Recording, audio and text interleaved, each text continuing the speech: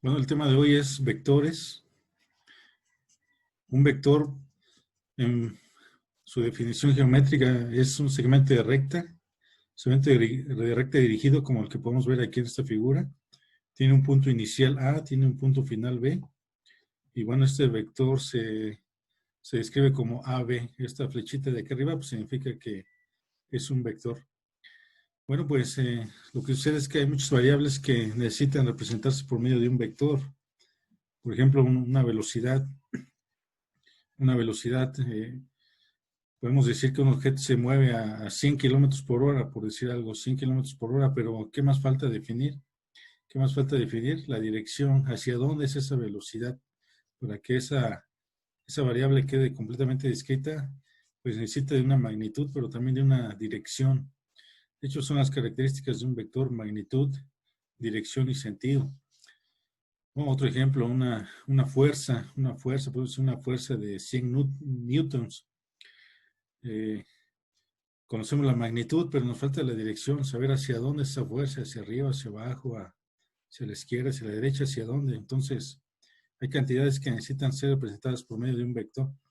Hay otras que no, que simplemente con un escalar es suficiente, ¿no? Por ejemplo, el área de un terreno, 100 metros cuadrados, 200 metros cuadrados. ¿Qué necesitamos definir? Nada más, solamente la cantidad, un escalar, un número.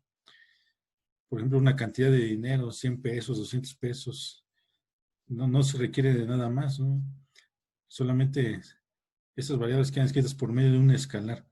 Pero hay otras que no, como la velocidad, la fuerza, la aceleración, el peso, en fin. De ahí la necesidad de poder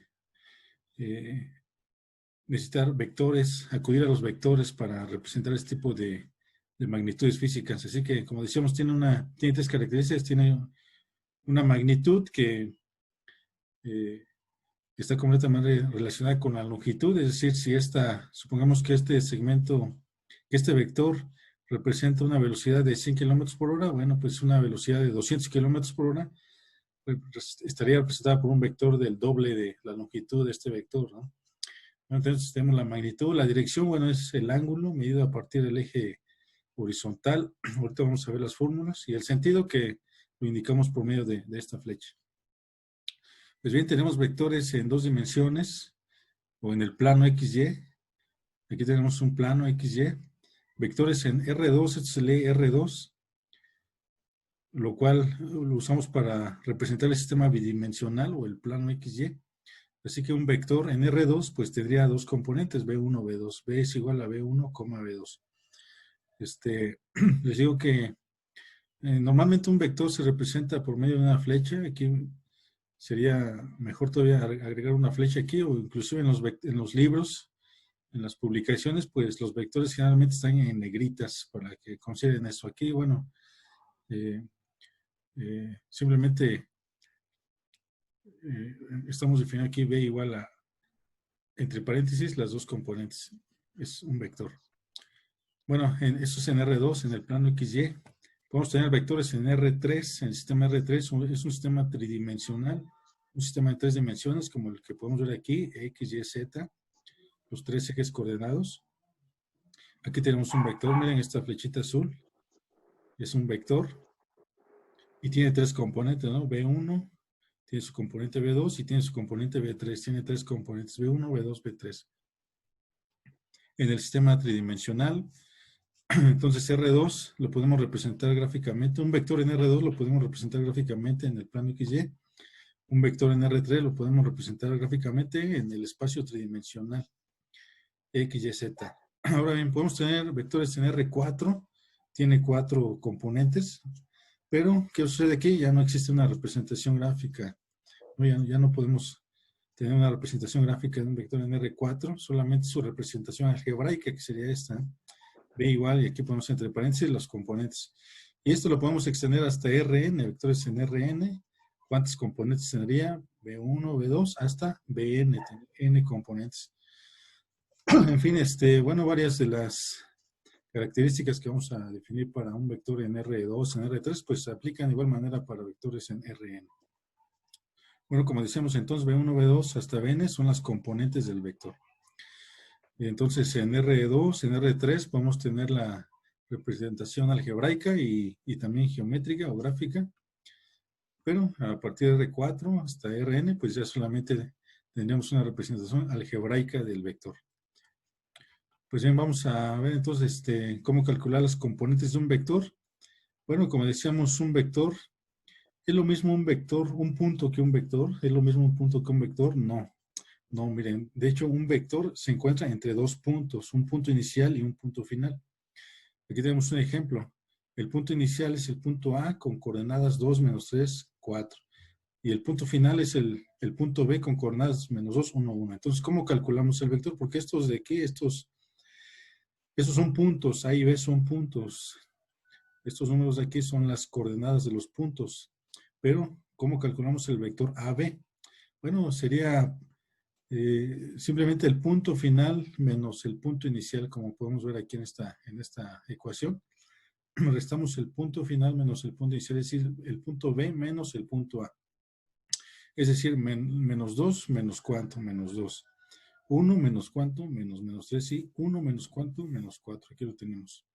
Aquí tenemos esas operaciones, así que hacemos esa resta, el punto final menos el punto inicial, hacemos la resta de cada una de las coordenadas, y entonces el vector AB tendría componentes menos 4, 4, menos 3. Esas serían las componentes del vector AB. Entonces no es lo mismo un punto que un vector. Un vector se encuentra entre dos puntos. ¿Cómo calculamos el vector? Bueno, con esta ecuación, restando el punto final menos el punto inicial. Aquí es un ejemplo. Bueno, esas son las componentes del vector AB. Ahorita vamos a ver, esta es otra manera de presentar un vector. Ahorita vamos a ver cómo se deduce. Bien, pasemos a algunos conceptos. Norma, magnitud o longitud. Básicamente se refiere a lo mismo. Lo que decíamos hace un momento, qué tan largo es el vector.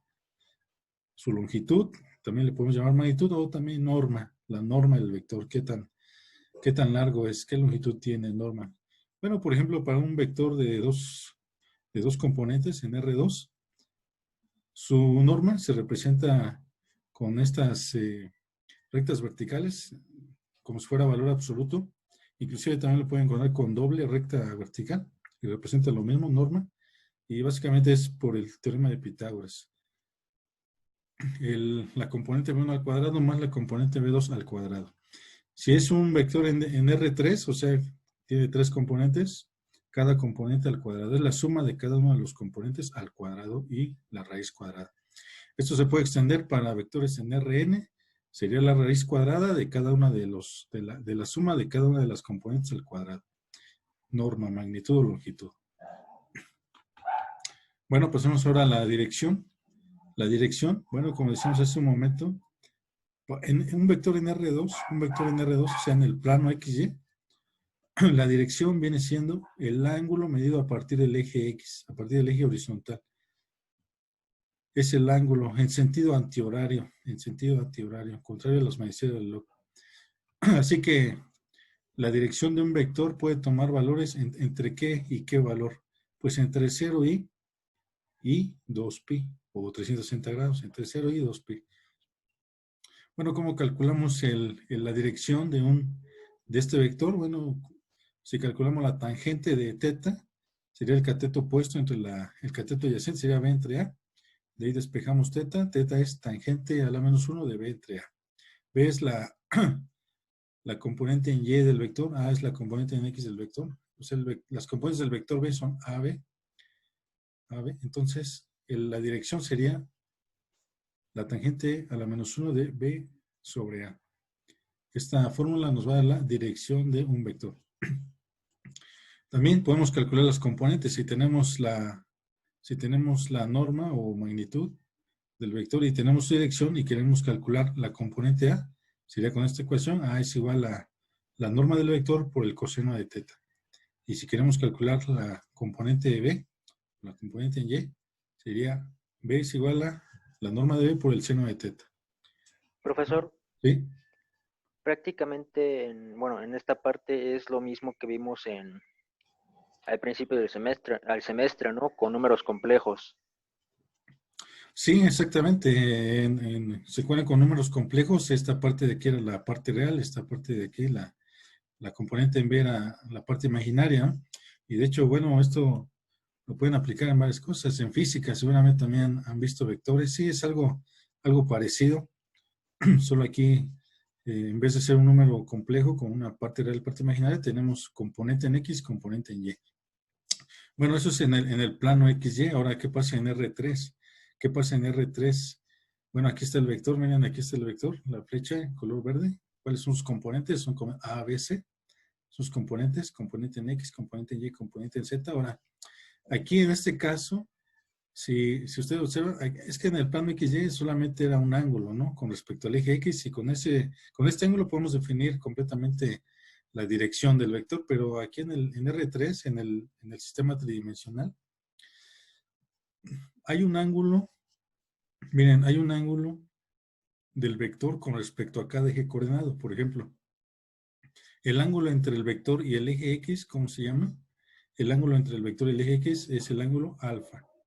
El ángulo entre el vector y el eje Y, ¿cómo se llama? Beta. Y el ángulo entre el vector y el eje Z lo llamamos gamma. Así que aquí tenemos 3 ángulos. De hecho, se llaman ángulos directores. ¿Y cómo los calculamos? Mediante estas ecuaciones. Estas ecuaciones también se le conocen como cosenos directores. El coseno de alfa sería la componente en A, esta componente A, entre cuánto? Entre la norma o la magnitud del vector.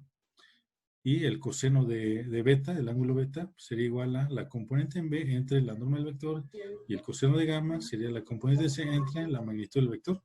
Y bueno, de aquí podemos despejar alfa, beta y gamma, y ya tenemos los ángulos directores. Así que, bueno, en R2 tenemos la dirección con la tangente a la menos 1 de B sobre A, pero en R3 pues tendríamos 3 ángulos directores que los podemos calcular con estas ecuaciones.